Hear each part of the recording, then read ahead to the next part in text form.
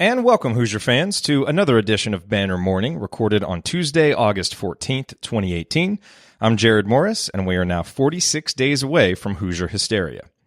In recruiting news, the schedule for Center Grove High School was released yesterday. That, of course, is the high school of Indiana's top priority in the class of 2019, five-star center Trayce Jackson-Davis. The date on that schedule to circle, December 8th. That is the date of the Tip-Off Classic in Southport, where Center Grove's opponent will be La Lumiere, the new school for Indiana's other top priority in the class of 2019, five-star forward Keon Brooks, who recently announced he would transfer to La Lumiere from Fort Wayne Northside. I'm guessing there will be more than a few fans decked out in cream and crimson in the stands for that one. And in statistical analysis, something we will do on these slower news days is dip into a little bit of statistical analysis to help set the stage for the much-anticipated 2018-19 season to come.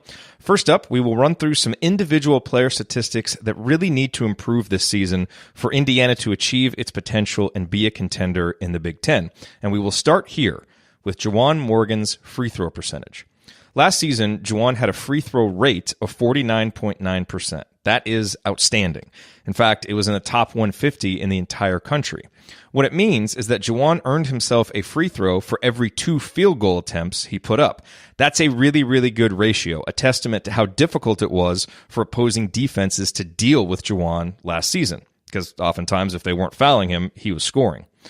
The problem, as we all remember, he only made 63.1% of his free throws, often missing key free throws late in games when he was understandably fatigued, but still, those freebies can be the difference between winning and losing, and Juwan has to be able to capitalize at a higher clip, especially as a senior. Now, get this. There wasn't one other Hoosier who took even half as many free throws as Juwan did last year. So his free throw woes were the primary cause of Indiana's woeful 65.7% free throw shooting as a team, which was 331st in the country. Now, I wouldn't normally make this big a deal about free throws, except that Juwan's past suggests that expecting major improvement isn't a stretch. Juwan shot 73.9% from the line on 88 attempts as a sophomore and 80% on 30 attempts as a freshman. That's a pretty decent sample size of solid free throw shooting. So what does this desired improvement mean in practical terms? Well, Juwan took 168 free throws last season and made 106. If he takes the same number this season and just makes 20 more, he would be right at 75%. That's less than 1 free throw per game, which doesn't sound like much, does it?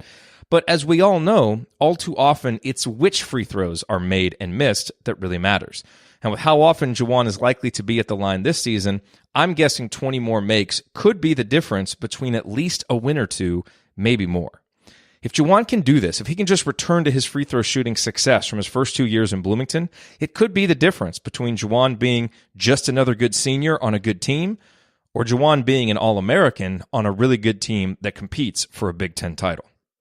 Coming up on the next Slow News Day, I will analyze another individual statistic that desperately needs to improve this season, Devontae Green's assist-turnover ratio.